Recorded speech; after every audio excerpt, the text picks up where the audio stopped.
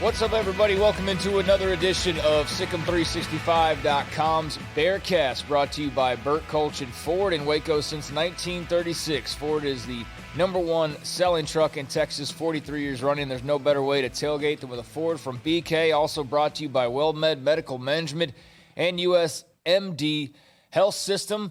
I'm Craig Smoak, joined as always by Grayson Grundhoefer, and we join you with some good news. The Baylor men's basketball team has punched their ticket to their first Final Four in 71 years. The Bears are going dancing, and it would be great if we could double dip and talk about the ladies going dancing as well, but unfortunately their season comes to a close, but not without some controversy, both at the end of the game and in the post game, thanks to Kim Mulkey. But what a season for the Lady Bears. Brutal loss to UConn last night to have their season come to a close. We'll talk about both of those games. We'll talk a little bit about spring football as well as that enters its second week. And, whatever else we may stumble into besides that, but that's basically what we're going to focus on this week. So I'm Craig Smoak, Sikkim365.com team reporter, also Sikkim365 radio host, joined by Grayson Grundhoefer, director of broadcasting, and also team reporter for Sikkim365.com. And Grayson, the Baylor men are in the Final Four. And I was thinking about this last night. You know, people will say, well, it's been 71 years. And, you know, when like a 28-year-old saying that, it's like, whatever, you know. But everybody involved with Sikkim365.com, like even Smokey, you know, who's a bit older, he's not 71 years old. Like, that's how long, you know what I'm saying? Like, that's how long it's been. 71 years.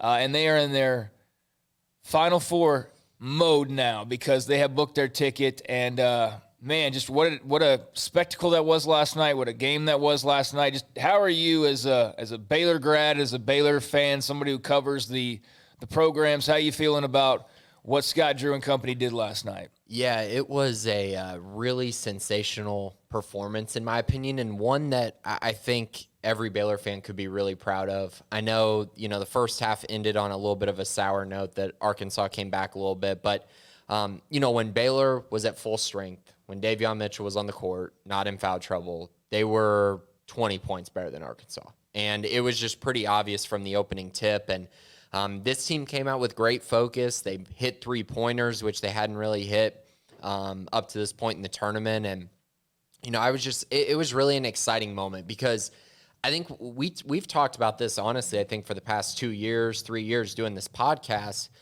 You know, Scott Drew has all these accolades, but this year he has really just kind of moved himself up into the upper echelon of coaches, winning a Big 12 championship outright. Now going to his first Final Four in his 18-year time at Baylor, it's just really phenomenal for him, for this program, for the players on the team, and the way they were built is just an awesome story as well, with Mitchell and Teague just having phenomenal performances last night. You know, Jared Butler, the star recruit who continues to, do some historic things at Baylor. So overall, just a great team effort and just awesome to see this for this Baylor program that, you know, the trajectory is just continuing to go up. I mean, this program is nowhere near where it could be. And actually, it's going to be where it could be in the next week or so. Yeah, absolutely could be. Up next is the University of Houston. Dana Holgerson, Houston head football coach, was chirping, as he calls it, and he has to make sure and let people know he's just chirping and having fun, right, because otherwise he'd make more enemies than he already has. But I did a little bit of chirping or trolling yesterday with the picture from last summer, the Houston equipment truck. Don't let it be. He tried to kind of play with the media back then, or with the fans at least, and pretend like Houston had already arrived in full mast. It was their equipment truck. The players weren't in town. The team hadn't arrived. Right. But, you know, he posted a picture back then when that happened, acting as though like everybody was already here. And was obviously upset that football game had been canceled. So he reposted that picture of the equipment truck in McLean Stadium's parking lot saying, "We still want Baylor," or whatever the case was. So, you know, there's going to be a lot of stuff like that for, well, a week. We gotta wait a little while, or gotta wait a few days. And we'll get that old Southwest Conference matchup, as Houston is also in the Final Four. Congrats to the Cougs. But now somebody from the state of Texas is going on to the national championship game. Yeah, and pretty cool that, he's saying we want Baylor. And for the longest time, it's been we want Bama. Yeah. So interesting that Baylor's on that level, Very I guess, true. in basketball. But how about that performance like last night, Craig? What were some of your, I guess, key takeaways from the game and just kind of what you saw out there from this Baylor team as they gear up for a Final Four? And I don't know that they could have asked for a better performance. Well, Jared Butler started off nicely. Not so much necessarily towards the end. Foul trouble was a problem early on. That the refs were dictating way too much of that basketball game. Between the women's game last night and then the men's game, like there's people who they bring up officiating when the score is like 2-0, and I'm not that type of person where that's necessarily a focus of mine. I kind of roll with the punches when it comes to officiating, but like just to see the way that the women's game was allowed to be played, and then you can make the argument, well, they kept letting them play. But, like, it was such an egregious call, or no call that we'll get to. And then the men's game, it's like you got these two great teams, and instead of letting them play like the ladies did until the very end, which I guess they did actually let them play all the way through. But, it's like all of a sudden they just tightened the game down, and it just became ticky-tack basketball. And, like, you got great players that people are tuning in for. And, Davion Mitchell's on the bench with 3 fouls, like what seems like 10 minutes into the game, that was almost really problematic. But that was something that stood out. Like they can't, afford to have guys on the bench with 3 fouls early on in game, especially Davion Mitchell, because it was obvious the change that brought about when he was not in there. It's more so than like for me, like coming out of that game last night, any sort of thing about the game, like I'm just so happy for Scott Drew and so happy for the players. Like I feel relieved for them. You know what I mean? That they got to this point, because I could only have imagined last night, like had Arkansas come back or something like that. Just the feeling today of the double whammy had neither one of those teams got in, especially like if the men had fallen after the women fell the way that they did, that would have been brutal. But no, good to see Flagler still getting involved off the bench.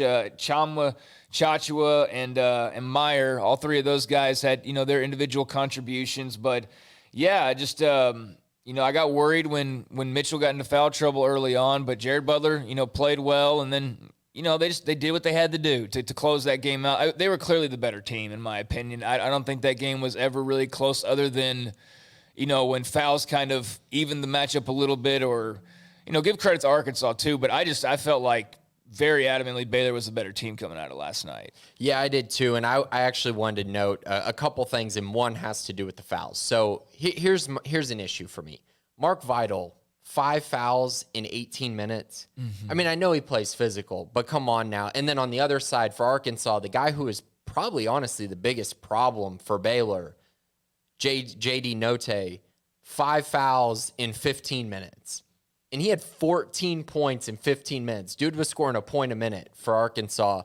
And his sequence where he got a foul on the on one end, and they were about to take him out, but they had to play through till the next dead ball, and then he got the charge on the very next play. Mm-hmm. Both of those guys being out of this game, like, what does that do for like that? That's not good for the game. No. I mean, and it was a lot of ticky tack, reaches that may or may not have been fouls. So I found that to be ridiculous. The first half favored Arkansas the foul direction. The second half favored Baylor the foul direction, but both ends, it slowed the game down. It really, this game had the potential to be like a 90-80 type game. Well, I just felt like with that women's game, and I know not everybody flipped channels, but there were a lot of, LeBron James was watching the UConn and Lady Bears. There was plenty, that was probably, I would wager to guess that was the most watched women's game of the year last night. I would feel good about wagering on that. Should have been a finals game. Should have been a Final Four game at the very bare minimum. That was another screw up. But, my first thoughts coming out of that women's game last night was like, of course they did that. Of course the women have the biggest audience they've ever had and then just completely messed themselves at the end of the game. You know what I mean? Yeah. And there's no harm in Baylor winning that game over UConn. They're not even that far away of a brand. So, this whole thing about, protecting them or whatever. So, point being, we're going to talk about the ladies, although I'll probably have said everything I need to. But it's just they let them play, though. Like, I don't agree with it in that particular instance because the foul was obvious and it was the end of a game and it dictated the outcome. Yes, you can go like, well, in the second quarter you could, and do all that, but they let them play is my overall point. And like the men's game was like they were just bound and determined from the get-go to like not let people have fun watching this basketball game. And I just don't understand that. I don't like the fact that we're coming off of a night with two big games, two great games. Well, the ladies' game in particular was great until the end. The men's game was okay, fine. But, the focus is on officiating afterwards. And I saw somebody make a comment of, I can't wait till we get machines to replace everybody. And, I can't imagine how that could even happen in basketball. Like, that would just be so difficult to manage. But part of me was like, yeah, man, me too. I was like, this is ridiculous that we're talking about these stupid human errors or human influence on these games still. And, like, I've always fought for that, but I just see far too often. And now this world's just so untrustworthy that I can't help but, like, go conspiracy when I see, some of the things that you see sometimes that are just inexplicable. Like, let these guys play. They got all the way here.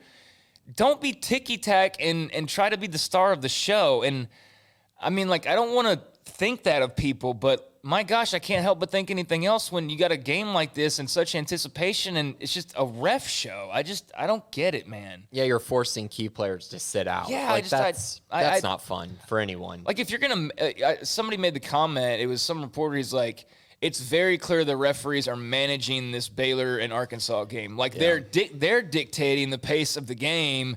They're dictating the flow of the game. They're dictating the score of the game because, if all of a sudden there's a run, it's like, oh, here's another. It's just I just thought that was a bad look for that game last night. And I'm probably spending too much time on it, but like I felt like that shouldn't have been a story that we were talking about today. Yeah, I agree with you. But getting into some of the other things in this game, so Eric Musselman's attempt at blitzing Baylor's guards on defense, I don't know if you caught this, but they were trying to basically trap the Baylor guards at half court, and it was hilarious. Mm-hmm. I mean, the simple fact, Baylor just got it to a wing, drove right by people, and then it was either an alley-oop dunk, a really nice pocket pass for a layup, or a wide-open three-pointer. I could not believe the defense that they were running. It didn't even look like something that they had practiced. I mean, it just wasn't executed very well. Baylor took advantage of it. When Arkansas went to man, they were able to get more stops and at least, hold Baylor in check a little bit. But overall, I really felt like Jared Butler came out really aggressive and started really hot. Was thinking this might be his big breakout game. It really didn't end up being that. He was good. He wasn't great, which is, I think, something that, we're waiting on seeing. And who knows, maybe he waits till the Final Four for that. Another key takeaway for me, Davion Mitchell. Yes, he was out for 9 minutes he only played 9 minutes in the first half. And when he was out, it severely hurt Baylor's defense. They were giving up too many driving lanes, especially in the middle of the defense, too many layups, too many open looks. But the fact that he was out for so long in the first half, he came out in the second half and was by far the freshest player on the court. His legs, I mean, you could just tell. I mean, yes, he's already very explosive, but he was also not tired at all. Mm-hmm. And he was just, he was able to drive by guys. I was shocked Arkansas didn't say, listen, he's a 46% three-point shooter, but we need to see him at least attempt a three. He didn't shoot a single three because they were pressing him, and he was just driving right by him for layups. So I found that to be weird, too. Maceo Teague, one of his best games. He was so aggressive from the beginning, really made himself a focal point in the offense. So I was really impressed by him. Hit 2 big threes down the stretch that really put this game out of reach. And then finally, I have to mention Everyday John. Best game back since COVID pause, in my opinion. So active and so just tipping the ball out, making those hustle plays that we're used to. And I think another week of him, getting to practice and keep getting his legs under him, I think he's going to be a very different player when the Final Four starts, and that's a welcoming sign for this Baylor team. And, of course, the turnovers just keep flowing. Baylor had 9 steals, forced 15 turnovers. That was another, of course, huge stat line in this game. Yeah, they shut off that defense. That's for sure. They put the clamps down when they needed to. And you're right, Everyday John playing better. Let's see here. You had Maceo leading scores with 22. Also had 5 rebounds to go along with that. You had Davion Mitchell 12 points, and of course he does all sorts of things: 6 assists, steals. Or had a steal in that game. Jared Butler, 14. Seemed like he was going to have like 34, like you said, but just kind of slowed down after the quick start. Saving it for Houston. Yeah, and it might need to. That's going to be an interesting game, but, just to watch that kind of unfold. And, there's a time I never really felt like worried, maybe a little bit towards the end when Arkansas would go on a little bit of a run and, 7-point lead is kind of, it's a couple shots away. They cut it to 4, I think, at one point. Yeah, they did. Right? I mean, it didn't hang around at 4, though. But, just when it was kind of hanging around single digits, I was just sort of waiting, like, somebody one way or the other is going to make a move here. And I was starting to kind of get a little bit worried that Arkansas might. But Baylor fended, any rallying effort off and was able to close it out. And just an incredible scene last night. Can't imagine what it would have been like to have to walk in here and talk about both basketball seasons being over. That would have been absolutely brutal. But thankfully, we don't have to do that today.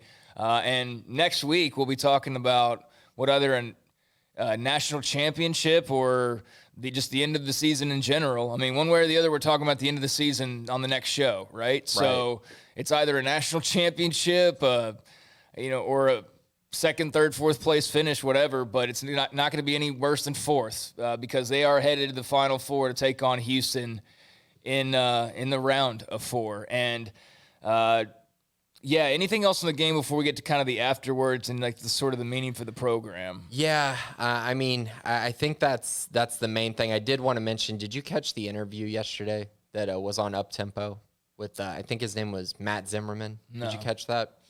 So, it was one of the most pro Baylor or pro Arkansas, Is he an Arkansas writer, I'm assuming? He's color commentator for Arkansas, and he was just, he was acting like Arkansas was like an NBA team. Is this right, Armstrong?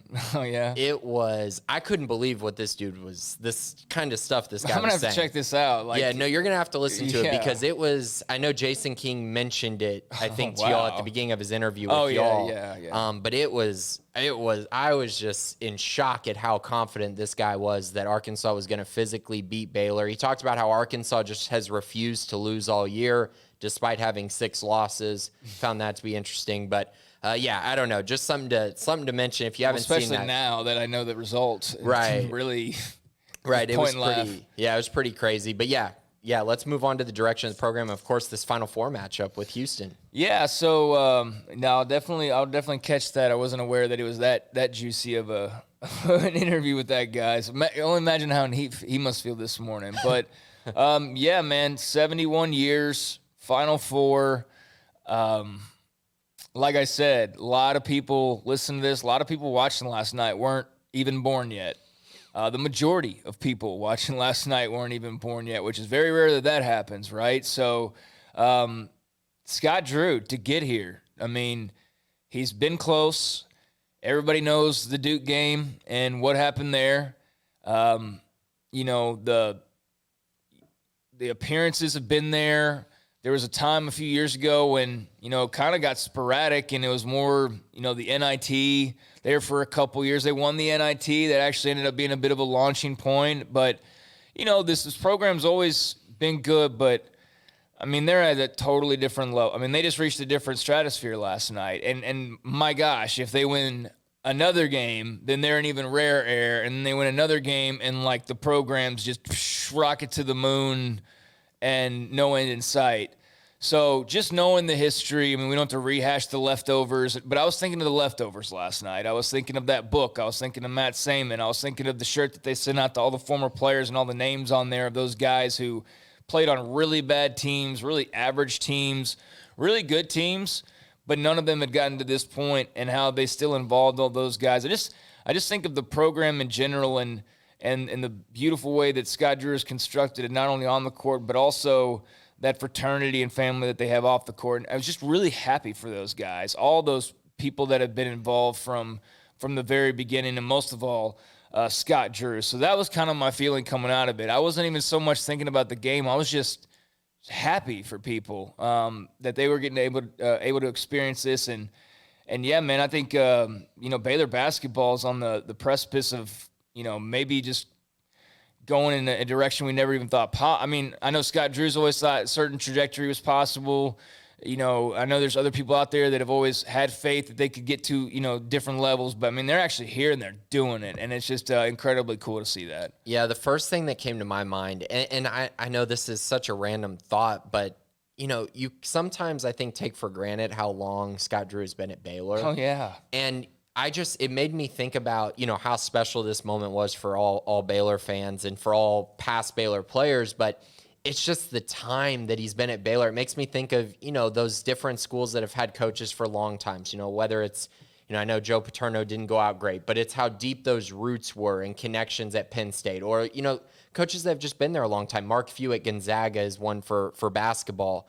And I just think that makes it so much more special when every single past player that, really, a lot of, I guess, people have followed have been just huge parts of this program and how it's been built, and they've all played under Scott Drew. I think that makes it even more special that it's been so deeply rooted because he's been here for so long and built something for so long. It's just, I think it makes this moment even bigger. And yeah, like you said, just happy for everyone that got this program to this point. I mean, this was a program that was the worst program. It was literally like Kansas in football for basketball, except they were also coming off of, a scandal. And Scott Drew was able to come in and turn things around in basically 5 years. And then since then has been able to, take this program to new heights and now Final Four. It's just so impressive. And one of the more remarkable stories that, you're going to see in college basketball. Yeah, I mean, I think he's already cemented, all-timer status amongst the Baylor faithful just for the job that he's done. But, I mean, if he goes and, wins a Final Four game, that just puts him on another level. And then he wins 2 more games, and then he's in a completely different fraternity, a very rare fraternity of national champions. He's the best coach in Baylor history, maybe outside of Kim Mulkey, depending on how you I wasn't even thinking about that, but yeah, I mean, he would be. If he wins the title. Yeah, because, I mean, with all due respect to Felicia Mulkey or to anybody, I mean, their national titles aren't NCAA, but you know what I'm saying? This sport is very tough to win. What I'm just trying to say is anybody who's won a national title, all due respect, men's basketball is the number 2 sport in college athletics as far as difficulty to win the prize. It's just true. It's harder than anything other than football. And so, yeah, it probably does go to the very top. I mean, given the history and all of that, I mean, I would think like Mulkey's first title, just because of it's the first one, especially, it's got to be right there too. But yeah, I'm trying to think of like any other examples. Those two, Mulkey and Drew, in my opinion. I mean, it would have to be, I would think, because I mean, national titles trump everything. So to have one in men's basketball would be incredible, and that would be a really cool banner. And that just changes everything that you can talk about. It changes your recruiting. It changes everything. Although you don't want to change too much with what Scott Drew's been doing. I think he's kind of found the perfect formula for this program. But yeah, I mean, more so than I know I complained about the referees a few minutes ago, but I mean, that was one of my thoughts during the game was just like, don't ruin this game was my main thought. And then don't lose this game was my second main thought. And then just happy for everybody was my third main thought. Pretty simple. But, yeah, just really relieved and really overjoyed for those young men and for that program. So now it's Houston. Now it's the Houston Cougars, and they seem ready. They're an impressive team, Grayson.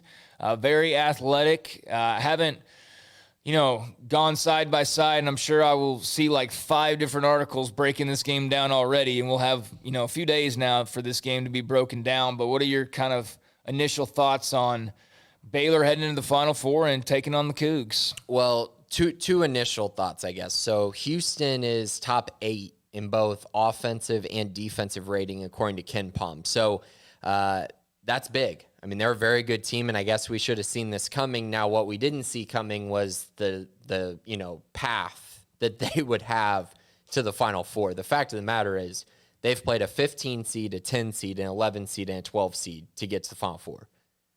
I don't think anyone in history has ever, I don't know this for sure, but I think I read something that no teams played double-digit seeds all the way to the Final Four. I think they're the first. So no doubt they've had an easy path, but you don't apologize for that. You know, they made it to the Final Four fair and square, had a really nice matchup against Oregon State, played well. Their offensive rebounding is crazy. That's the area that they're really going to try to kill Baylor, honestly, is by on the offensive glass. And Baylor's been they've given up offensive rebounds for sure, but Houston's a different animal because their guards rebound extremely well. And they attack the glass, and they're very physical on the glass, and they just try to, muck up the game a little bit. And so Baylor's going to have to be ready for that. That's going to be the key area, the offensive rebounding. If they can limit Houston a little bit, then I think Baylor should be in good position to possibly win this game. Houston's got some guys, though. Obviously, a familiar name, Quentin Grimes. He's a transfer from Kansas, transferred a couple years ago. He's completely changed his game. He's up to 18 points and 6 rebounds per game, 41% from three.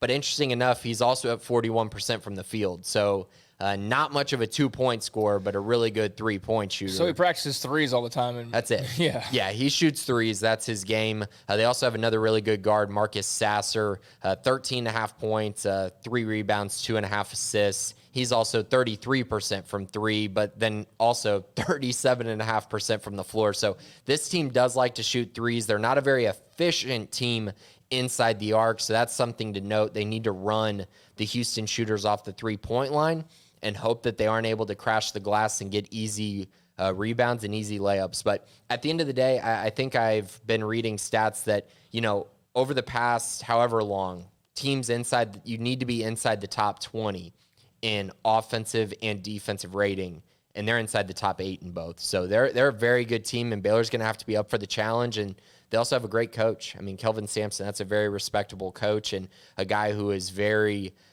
he's just a good coach. X's and O's guy who has a whole week to prepare. So Scott Drew and company better be ready. It's going to be a nice test.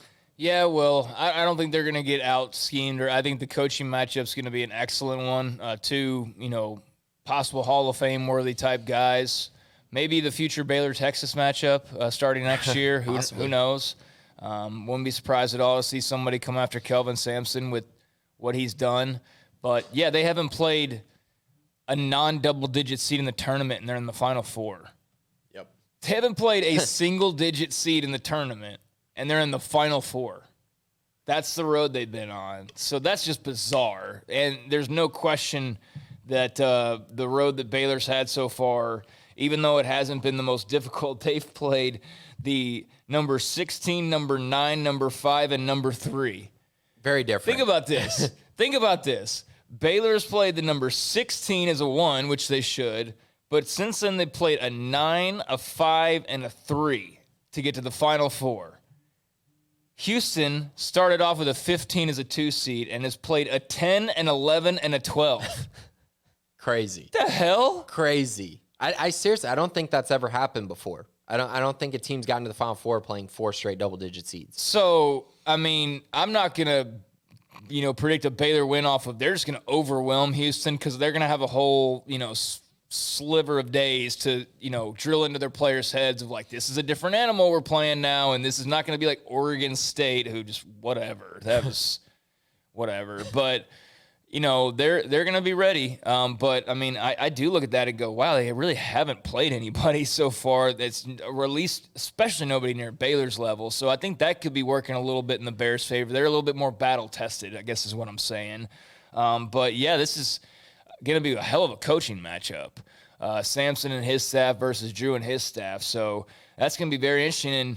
And, I joke about Sampson and Texas, but there is going to be a shuffling in the Big 12. Texas and Oklahoma need head coaches, and Texas might go take Tex, and then Tex would need a head coach. Maybe they would look at Kelvin Sampson. I don't know, but it does. Rumors are, and depends on where you're looking at the rumors, of course. But While I haven't looked around this morning, I know as of yesterday there sure was a lot of smoke for Chris Beard in Texas. And I don't mean like smoke as in he'd be great, but smoke as in like, I guess one or two people thinking he's going to take that job later this week. So need to wait to see that domino fall one way or the other before really reacting too much to it. But that would be a rather large domino and shake up the Big 12 for sure. It definitely would. And, yeah, I mean, that would make things really interesting because then who's going to fill the Tech job? Obviously, the Oklahoma job, still trying to figure out who that's going to be. But the Texas job is the big domino because everyone thinks they're going to go hire someone, crazy like Chris Beard and, maybe they hire someone off the beaten path. I mean, kind of like Indiana did, honestly. But Texas doesn't do that, though. That's why people aren't as... Shaka, he was not off the beaten path, dude. Yeah. He was one of the best young coaches in basketball. I know what you mean, but Texas is notorious for the splash hire. That's why they always make fun of them because it was Nick Saban's wife's house, and it was that. And, Tom Herman was he was a splash hire because he was the number one dude that offseason as far as that coaching carousel went. Shaka was a splash because Shaka was by far a big major, mid-major name, had been to a Final Four, that kind of jazz. So I remember when Shaka got hired going, this might be trouble. And I can't believe how much not trouble it was. I mean, it wasn't even ever really trouble at all, quite frankly. But yeah, that was surprising. But I mean, yeah, he's like, screw you, Del Conte. I'm getting out of here before you get me out of here. I'm going to Marquette. So that was interesting to see him smartly make the move before they made the move either this year or next year. But yeah, they typically make splash hires. I'm all for going and grabbing the unknown or the mid-major guy sometimes. But, at the same time, splash hires can be dangerous. I'm just thinking about Indiana and what they did yesterday. I have no idea what that is. Because to me, that's not a splash hire. Not at all. Not at all. So I'm wondering, I guess so would Porter Moser be a splash hire? So, yeah, because it's the best coach you could get.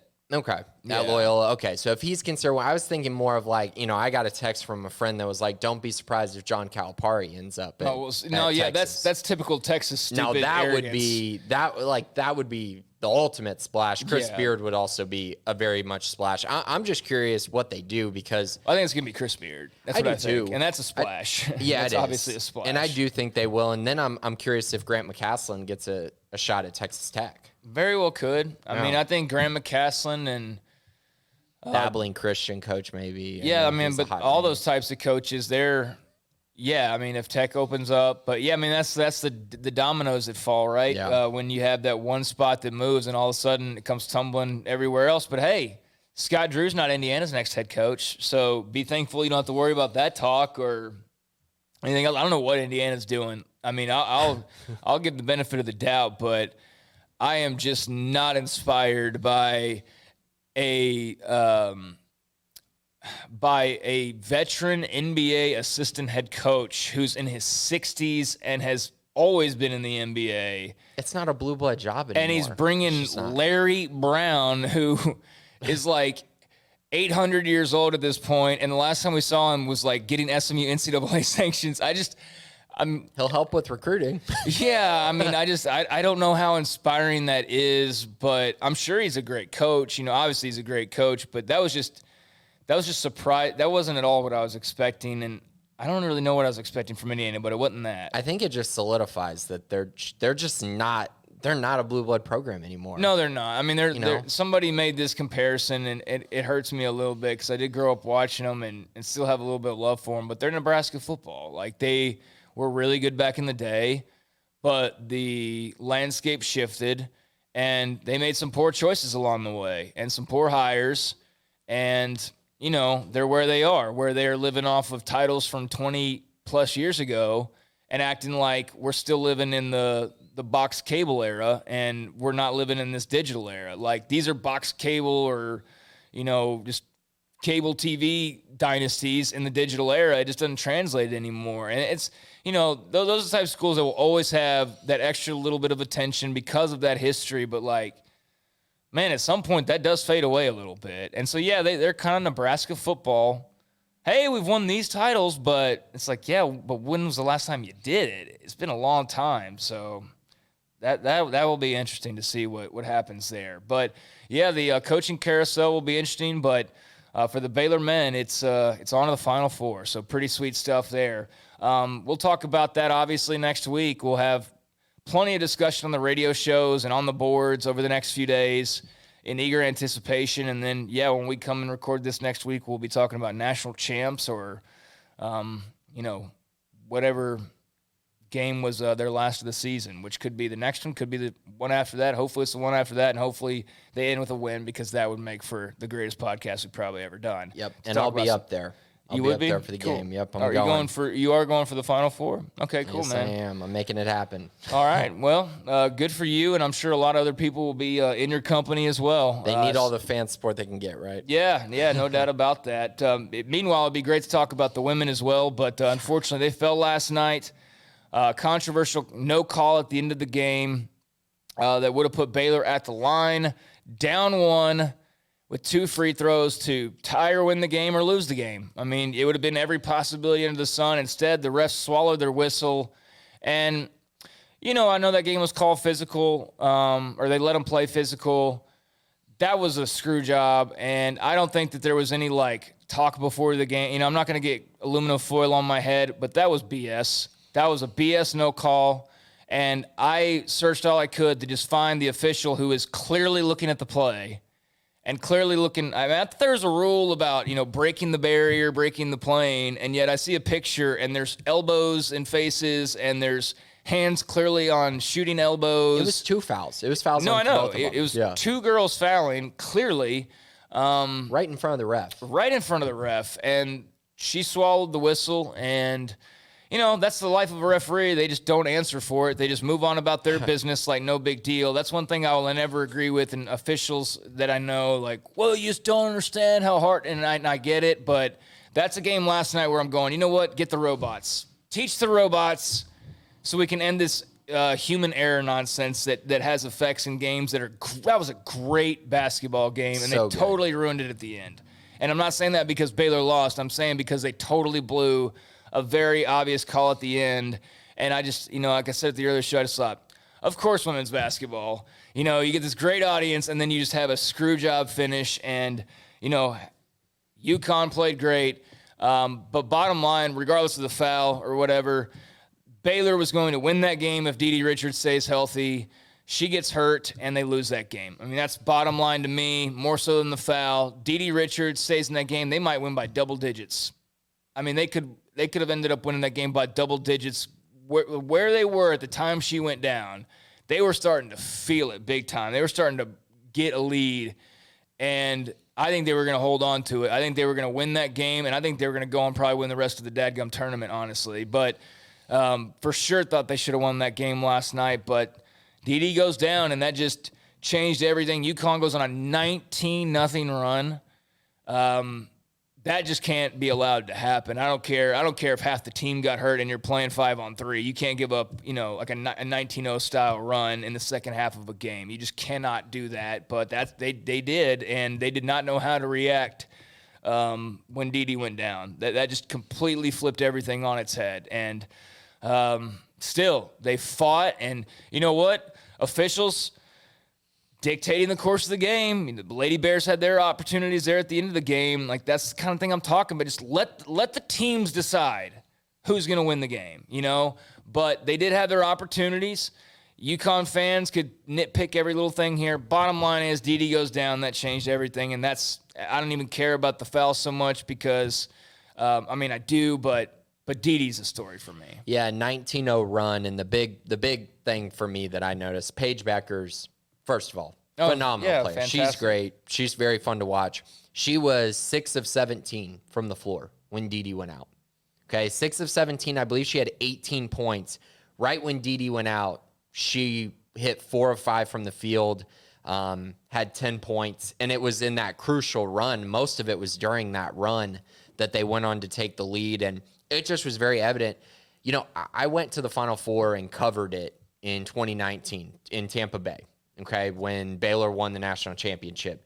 And Oregon had a girl named Sabrina Ionescu. who was just phenomenal. Yeah. Phenomenal player. But you know what? Didi got the better of her that day. Yes, she did. Didi got the better of her because Didi's a great defender. Didi causes problems. And, you can say Paige had 18 points when Didi went out. Yeah, but she was 6 of 17 from the floor.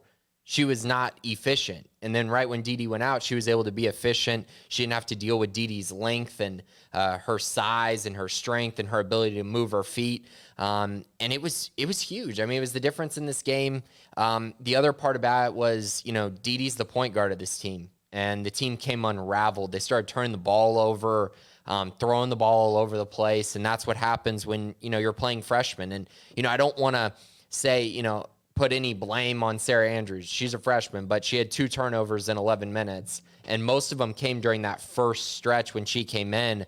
She got better as the game progressed, but it was just a lot to ask of her. I felt like... Well, and then not be prepared for... Right. I mean, like, I'm sure they prepared, but, like, it's one thing had... She had some heads up, you know, and I know they always say to athletes, like, stay mentally ready, but, like, let's be honest, when you're usually on the bench for the entire season backing this girl up, like, you're not expecting halfway through the second half of this incredible game that your number's going to be called. She was probably as ready as she could possibly be. But to your point, it's still asking a heck of a lot of her. It is, and that's tough. I thought Dejanay Carrington had that's her performance made me think that Baylor could still win the national championship even without Didi, because she just looked really good. I mean, for stretches, she was the best player on the court. I mean, it was really fun to watch. She gave it all. She had a chance to win the game as well had she gotten sent to the free throw line. Nalissa Smith, 14 points, 13 rebounds. I didn't feel like she had a big game, though, statistically, but I was kind of waiting for her to be there sort of at the end to, I don't know. To me, what I saw from UConn was they said, we're going to make Nalissa take tough shots, right, and we're going to allow Queen Egbo to beat us. Mm-hmm. And that just didn't happen. Queen had a tough game, 8 points, 9 rebounds, but 3 of 9 from the floor. I felt like Nelson Adota's length on the inside really bothered her. She had 5 blocks. Aaliyah Edwards for UConn had 3 blocks as well. Griffin, too. I mean, they had 10 blocks. I mean, they were just kind of all over the place there. And, as the game wore on, Moon Urson lost some of her energy. At the beginning of the game, she was by far the most energetic person on the court. I felt like later in the game that kind of faded. That was a tough game, man. It was a grind. Those teams were, that should have been the national title game. And they didn't call anything all game. There were no calls all over. Which is why UConn fans at the end say, and they have a point, but But it was both ways, no calls. It was, and I don't want to spend too much time on social media, because that's why I don't spend a lot of time on social media. But, I just saw random UConn fan last night saying, well, that wasn't a foul. Yes, it was a foul. There's not even a question. If you want to say, hey, there was other fouls in the game, we can play that game all day. We can go back to game 1 of the season, had Stephen F. Austin's guard, we can play the dominoes of life and how many different things, one little thing can change. But don't tell me that wasn't a foul. No. Don't tell me, they've been calling. That's not a foul. No, that was a foul. We can't talk if you don't think that was a foul. It's you don't belong on earth if you don't think that was a foul. There's picture evidence that was foul. And that doesn't matter at the end of the day. But, just don't say that it wasn't. Don't start the conversation there, because that's just being stupid. That's just being a dumb person and lying for what reason, I don't know, when there's factual evidence. But anyways, that was kind of grating. But, there's... Bottom line, 2 things happened. Didi goes down. That was the story of the game. Number 2, you can't give up a 19-0 run following that. You just can't. You just can't do that. You got to call a timeout. Something's got to happen. You got to go bow a girl in the head. You know what I mean? And I'm saying that jokingly, but somebody's got to. I don't care if it's Coach Mulkey or if it's Sarah Andrews or if it's Queen Egbo, or somebody do something to stem the tide, even if it's just bringing everything to an abrupt and awkward halt because you just bowed a girl in the back of the head. You know what I mean? Yeah. And I'm not really advocating that extreme, but just foul, do something. 19-0 run. Like, that's crazy. Yeah. And I also, I have to, we're talking about the game, so I got to be honest as well. I did not like Baylor's play call at the end of the game. No, that wasn't very good. Their biggest success was not Dejanay Carrington catching the ball in the post. Right. They didn't do that all game, really. Where somebody may mention successful. though that I think it was Egbo might have been there for a layup, or it had Andrews, because Andrews held the ball for like 5 seconds before Dejanay even had it. I think, I don't know, because the backup was Nalissa, but she couldn't make the entry pass, so she passed to Dejanay. Dejanay ran left and got hit. But I think who pointed it out had Dejanay maybe, I think somebody was cut into the basket, but she had two girls in her face too, so, or maybe they were referring to prior to that. She was shooting the ball. Right, but maybe they were referring to, I don't know, I don't remember what it was, but somebody had pointed out something, and really, I don't know. I don't know. I guess but it was not a great play call, no. For me, their best play was Dejanay on the right side of the court in a pick and roll situation, and I felt like they wasted a lot of time by Sarah waiting to find the entry pass, which she, again, she's a freshman. Her entry passes were rough for the most part. Had one bounce off Nalissa's hand because it was a rocket. Like, it just wasn't a great design because I felt like they could have gone somewhere else with what had been more successful, having Dejanay run pick and roll, maybe with Nalissa, pick and pop type situation. I think Nalissa was open for three if they would have done, a pop out, but instead they had them under the rim. And the point was, if Dejanay, I guess, goes left and is able to get it up on the rim, Baylor would have had the offensive rebound. She just couldn't quite get there because she was fouled. But the one scenario where it wasn't a great play call, but either should have been a foul, or should have been a made shot, or should have been a board. And it worked out because she made a good play. But overall, I felt like the design could have been better for a little bit of a better shot. But you mentioned the DD injury. Also, I know everyone wants to say, well, Baylor would have won the championship had they won this game. Well, we don't know. Dee did not look like she was in a state of, she'll be able to play the next weekend. I mean, I'm not saying that with her. I'm not saying that with the idea that, she's still. I'm just saying, if she's healthy. If she's healthy, they win that game, and then they probably win the rest of their games. But if she's that's out, what I mean. Yeah, no. If she's hurt, then forget about it. I mean, they could very well still go and do that, but I'm not banking on that. No, I'm just saying if she's healthy last night, they win that game, and they're in for sure the Final Four.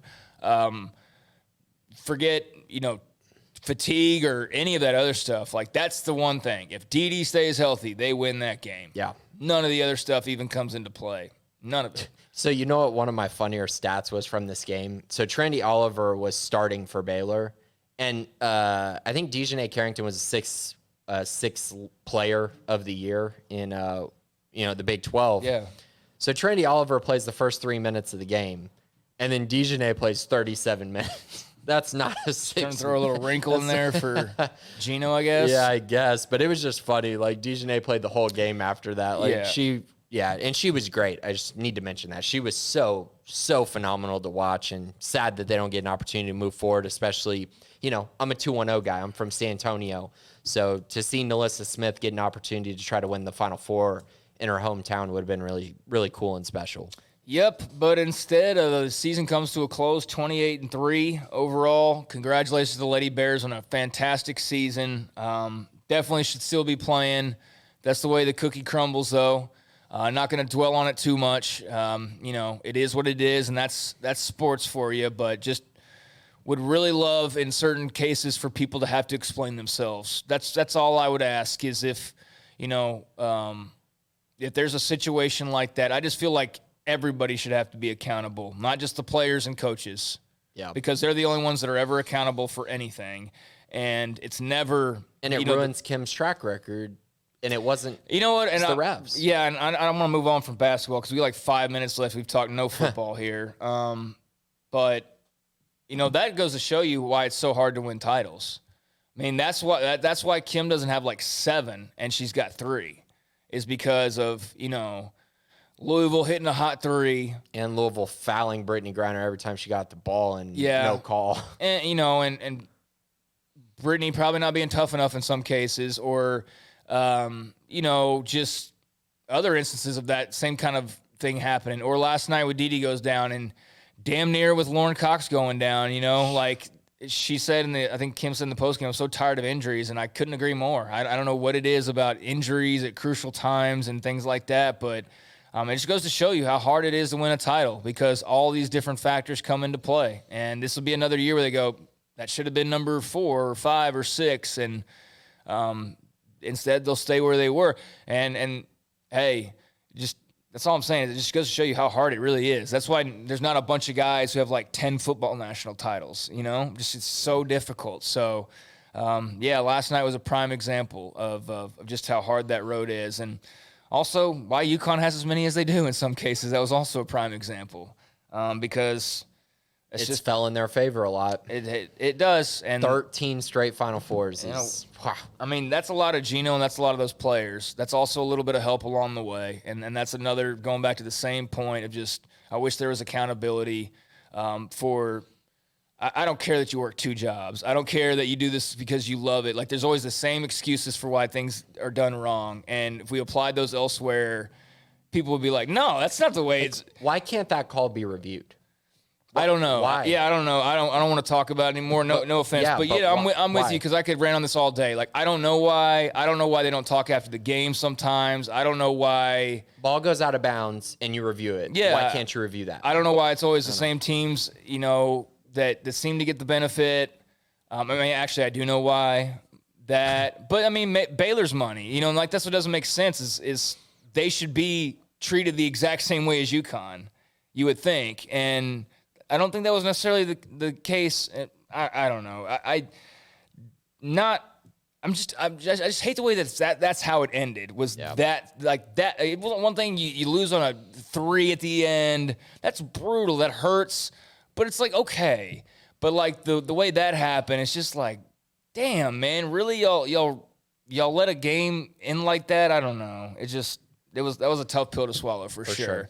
All right, so we got a few minutes to talk about football. I mean, we've written so much and we've talked about it on the radio show a lot. We'll continue to, and we're now entering week 2.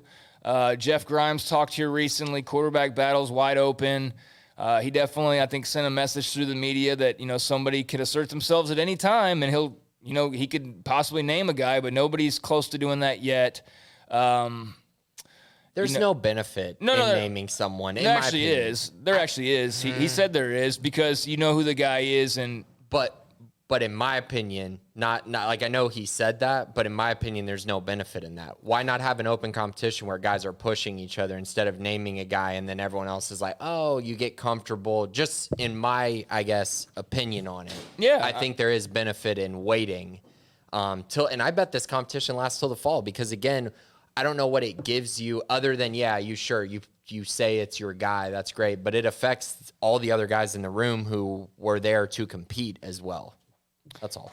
Yeah, Jeff Grimes has been in football a long time. So, if he thinks all he said was they're just not naming anybody. That's all he said. And said, if somebody asserts themselves and go ahead. The benefit would be if somebody comes in and they're clearly on a different level, then you can start building that around that guy.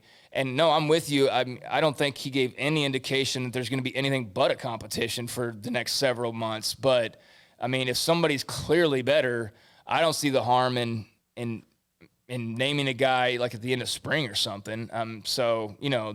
But anyways, they're just not naming a guy anytime soon, which wasn't expecting them to.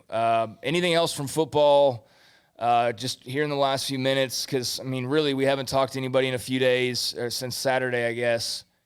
And I'm trying to think, Grimes talked about that. He talked about the wide zone. He talked about all sorts of stuff. Anything that's jumped out to you? Because everything's just kind of a blur of all the stuff that was talked about last week. Yeah, not a whole lot. It was just good to talk to him. He seems like a very personable guy, which was nice to see. And between he and Dave Aranda, we've gotten to hear from some really good coaches, and it's just nice to see, Grimes. Oh, and Ron Roberts as well. So, just good to see where Grimes is at, his head's at, and just kind of where he anticipates this offense going. And it's going to be good. I think he's a perfect fit, honestly, for Baylor. He just seems like a really good guy who came to Baylor to win and establish a culture. And I'm very excited to see, kind of what he does moving forward throughout the spring. Yeah, he seems like a good dude. Seems very matter of fact about what they're doing. I think he's going to be great for this offense, for this offensive line, for the quarterback spot. I like him. I like his personality.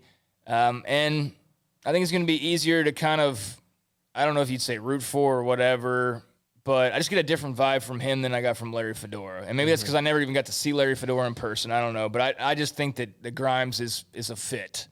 And I don't know that Fedora really was. You know what I mean? And a lot of factors go into that. But we do have a couple questions that we need to get in before we exit. And thankfully, because we've talked so much about basketball today, we don't have but a couple questions. But AF Blue 82, what's been the most insightful interview you've heard this spring? Anything surprising thus far?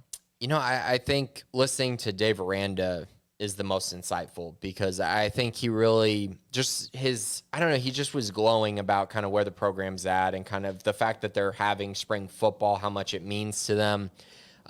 He was the most insightful. It wasn't anything like on the field that was groundbreaking or players or anything like that.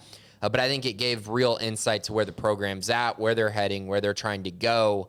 So I would go with him. And as far as surprising, you know, I don't think I've really heard anything surprising. I mean, it's pretty much they're where they're at. You know, I'm interested to continue hearing more about the offensive line, you know, as that kind of battle progresses, and the quarterback battle. But, yeah, they haven't mentioned anything I think that was crazy groundbreaking. No, yeah, just a lot of position battles and things like that. I'm intrigued to get into another week, and we've got 3 weeks left of this, and we'll have like 8 sessions. Really, we've got like 3 sessions left, really, and then maybe 4 counting the spring game, maybe 5 if they. I would say we got a handful of opportunities left in the next 3 weeks. Yeah. Is what we're looking at. So, not a lot to gleam onto, but we're gonna clamp down on the time that we do have. But yeah, it's been kind of just business as usual, I think. But yeah, Randa probably the most insightful. Let's see here. I think the other question was the bare minimum. Did we finally make the flipping Final Four? And the answer is yes. Baylor is in the flipping Final Four on the men's side of the bracket.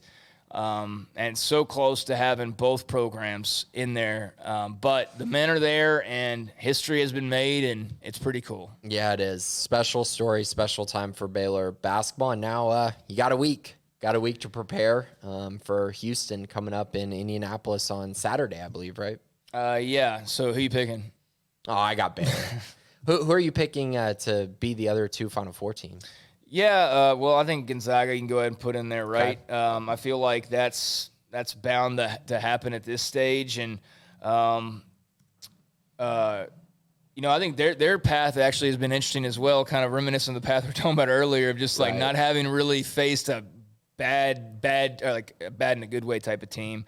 But except USC will be interesting. USC will be interesting, but I'm going Michigan. I got to go Michigan with that game. I mean, I got it chalk as well. I got Gonzaga, Michigan, and then, of course, Baylor and Houston. I got Baylor beating Houston. I got Gonzaga beating Michigan, and I got the Bears beating Gonzaga. That's what I have as well, and hopefully that's what happens. Yeah. That would be incredible to see this team, no matter who they play, go and win a national title. It would just be amazing, and the beautiful thing is they have an opportunity to do it. They have 2 games to go, but it will be Houston coming up this weekend. So that's going to do it for us. We'll get more into football next week because a lot of the focus will start shifting there, but we will have a bit of basketball left over, at least with the men. And who knows, in the next few days with the women, maybe there's some news coming out of their camp just as well as they start to enter the off season. So the fun doesn't stop. There's still news cycles going on every single day and plenty of information to grab, hold on to, and then, of course, talk about with you guys each and every week. So, very basketball heavy, but rightfully so. Because they deserve it. They deserve it. They deserve it. And we will, be back next week to talk a little bit more basketball and then plenty of football as well. And then other spring sports we'll hopefully have time for. But do want to thank Burt Colchin Ford, as well as WellMed Medical Management and USMD Health System for their wonderful sponsorships of this show. If you're interested, hit me up on the website or Grayson as well and being a part of those great sponsors and being a part of the Bearcast. But Grayson, anything else before we go? I don't think so. Exciting time for Baylor fans everywhere and Baylor Athletics. This is a big deal. Final Four for basketball. Don't take it for granted. This is a great time to be a Bear for sure. Yeah, congrats to Kim Wilkie and the ladies on a incredible season. Shout out to Dee Richards. I mean, from the start to the finish, what a brutal year for that young lady. Watching her cry was just it was so hard to watch. Yeah, but she is a tremendous representative of this school, and it's been a true pleasure. So, definitely shout out to her and everybody that's involved in making the things that we talk about a lot of fun. Thank you to Armstrong Sims as well. I'm Craig Smoak. Until next time, we will talk to you later. This has been the Bearcast on SicEm365.com.